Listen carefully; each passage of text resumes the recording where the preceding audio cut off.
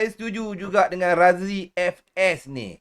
Ini pun satu bagus juga. Ini pandangan yang cukup menarik. Ada ahli parlimen bukan Melayu tak fasih bahasa Melayu. Macam mana tu tuan? Saya nak tambah macam mana tu tak apa sedap. Saya nak tambah boleh tak pindah perlembagaan, letak syarat setiap calon untuk bertanding dalam pilihan raya wajib fasih berbahasa Melayu. Nah, inilah dia. Pendek dan ringkas je. Bila dimanjakan, Ha ini jadi masalah ni. ha. Tuan-tuan dan puan-puan tahu tak? Di dalam perkara 152 yang saya sentuh Ha. tentang penggunaan bahasa Melayu dalam perkara-perkara rasmi, terdapat perkara 152, 2 dan 3 yang mengatakan bahawa persidangan parlimen dan gubalan undang-undang selepas tempoh 10 tahun merdeka mestilah dalam bahasa Melayu. Tapi sekarang ni mereka masih dengan izin. Tapi speaker benarkan. Kadang-kadang speaker sendiri bercakap bahasa Inggeris. Malulah speaker. Malu speaker. Bukan Johari Abdul saja daripada dulu. Sama ada yang pada zaman Arif, Azhar Harun, speaker sekarang ataupun Ramli ataupun yang perempuan tersebut, semua nak cakap bahasa Inggeris. Bila speaker bercakap bahasa Inggeris, of course lah wakil rakyat akan berani minta izin cakap bahasa Inggeris. Dan of course lah parti-parti memberi calon tak tengok kepentingan orang tutur bahasa Melayu. Biar. Jadi masalah di sini adalah attitude, kelakuan, perangai kita yang meremehkan, buat tak indah isu bahasa. Kita sendiri tak menganggap bahasa tu jiwa bangsa. Itu yang jadi bagi petis naik paha, bagi paha naik kepala. Itu yang berlaku di parlimen. Ya, kalau sampai tahapnya benda ni tak dipatuhi, ini dalam perlembagaan yang bukan saya cakap. Buka perkara 152. Proceeding di parlimen bahasa Melayu. Kita dah 67 tahun nak masuk merdeka. Kan? Kenapa masih lagi guna bahasa Inggeris? Sepatutnya 10 tahun. Gubalan undang-undang masih berlaku dalam bahasa Inggeris. Sekarang ni ada yang bahasa Melayu. Tapi masih ada bahasa Inggeris. Awak tahu tak perlembagaan bahasa Melayu sampai sekarang ni belum disahkan ada perlembagaan undang-undang tertinggi dalam bahasa Melayu. Malu tak malu? Negara yang meletakkan bahasa Melayu sebagai bahasa kebangsaan. Tapi tak ada perlembagaan dalam bahasa Melayu. Cik! Saya malu. Cik! Saya pun malu, Haji. Ya. Ini saya malu. Dan sebagai peguam saya lagi malu. Benda ni saya bangkitkan di mahkamah. Saya yakin majoriti rakyat Malaysia pun tak tahu. Tak tahu. Negara yang mendaulatkan bahasa kebangsaan bahasa Melayu, tetapi perlembagaan persekutuan pun tak ada dalam bahasa Melayu. Dan wakil-wakil rakyat di parlimen tak mau faham benda ni. Buat tak indah je. Bagaimana mereka jadi wakil rakyat dan mengatakan menurut perlembagaan Artikel 152, Artikel 100. Kenapa tak ada tegaskan tanggungjawab anda untuk menentukan wujud tak wujud perlembagaan bahasa Melayu? Kalau tak wujud, kenapa tak jadikan kewujudan itu pasti? Seperti yang perlu. Ada peruntukan-peruntukannya. Kenapa wakil rakyat kita pandang enteng isu bahasa? Duk sibuk benda lain. Benda yang penting, buat tak nampak. Benda yang menentukan identiti Malaysia diketepikan. Saya ulang lagi sekali. Saya ulang. Memang betul Ya. Perlembagaan persekutuan. Saya jelaskan. Dalam pandangan saya dan para peguam di pasukan saya, sebenarnya sudah wujud. Okey. Pada tahun 2003. Secara khusus, tak silap saya, 3 hari bulan September atau 30 hari bulan September 2003. Sudah wujud. Perlembagaan dalam bahasa Melayu. Sebab telah dilancarkan oleh Kebawah Duli Yang di-Pertuan Agong pada masa itu Raja Perlis. Bagi kami, bila dilancarkan, dia bermaksud telah ditetapkan. Sebab ayat dia dalam perlembagaan adalah apabila Agong membuat penetapan bahawa suatu terjemahan bahasa Inggeris itu adalah sah, maka ianya sudah wujud dan hendaklah diterima sebagai sah. Itu perkara 160 huruf besar B. So kami mengatakan majlis pelancaran pada bulan 2003 tersebut adalah sah. Tetapi pihak kerajaan Malaysia, bukan kerajaan ini, jangan salahkan kerajaan ini saja. Ini wujud sejak dulu. 2003, tahun bila? 2003 Barisan Nasional.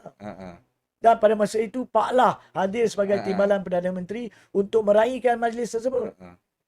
So kami kata itu dah penetapan. Tidak mungkin Baginda Tuanku Agong diminta mencemar Duli untuk hadir majlis bila benda tu tak official. Tak menjadi rasmi. So semestinya adalah rasmi. Tapi pihak pejabat peguam negara menganggap itu tak rasmi. Perlu ada penetapan. Apa itu penetapan? Kita tanya. Mereka tak ditunjukkan. Sampai sekarang. Sampai sekarang. Dah 21 tahun. Ya, perkara itu secara khusus dibangkitkan dalam satu kes yang masih wujud di mahkamah, iaitu kes Loh Siu Hong. Saya bangkitkan perkara itu. InsyaAllah dalam tak berapa lama lagi kami akan hadir semula di Mahkamah Persekutuan untuk kebenaran merayu ke Mahkamah Persekutuan, dan salah satu persoalan perundangannya adalah ada atau tidak perlembagaan bahasa Melayu. Kalau tak ada, buat, memang malu. Kalau tak ada, malu. Malu. Tapi memerlukan yang dibuat. Betul. Kalau ada, maka ikutlah bahasa Melayu. Ah. Dan ini majoriti, Okay. majoriti ahli Dewan Rakyat adalah keturunan Melayu. Mana malu mereka? Bukan kemaluan mereka itu bermaksud lain. Mana malu mereka? Mana maruah mereka? Di luar cakap pasal kami parti Melayu, kami pentingkan bangsa agama. Tapi dalam parlimen kerja asas bahasa pun tak boleh berani buat. Semua parti ya. Saya tak maksudkan mana-mana parti. Semua parti. Semua parti gagal dalam isu bahasa Melayu. Memartabatkan bahasa Melayu seperti mana yang diperuntukkan di dalam perlembagaan. Dan saya perlu akhiri isu ni dengan mengatakan, walaupun Ismail Sabri, Perdana Menteri ke-9, telah selalu mengatakan nak memartabatkan bahasa Melayu dan memberi pelbagai cadangan untuk memartabatkan di ASEAN, di Asia Tenggara dan sebagainya. Tapi persoalan yang saya telah tanya pada masa itu, kenapakah kalau awak pentingkan martabat bahasa Melayu, which is bagus, kenapa awak tak make sure adanya perlembagaan sah bahasa Melayu? Kita kena naikkan martabat bahasa Melayu di dalam negara dulu, baru cakap pasal luar negara. Ini dalam negara pun tak ada perlembagaan bahasa Melayu atau dipersoalkan kewujudan bahasa Melayu. Kita nak suruh orang luar guna bahasa Melayu. Tak malu ke?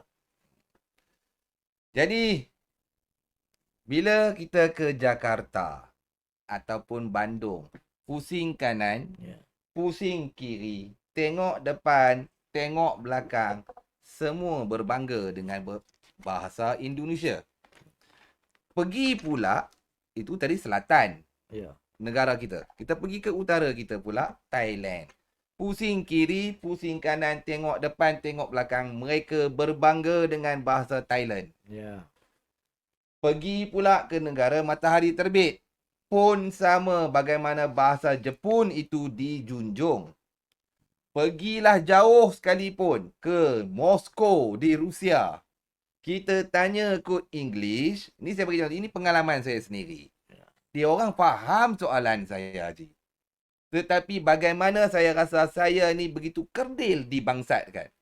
Saya tanya dalam bahasa Inggeris, dia faham. Dia jawab dalam bahasa Rusia kepada saya.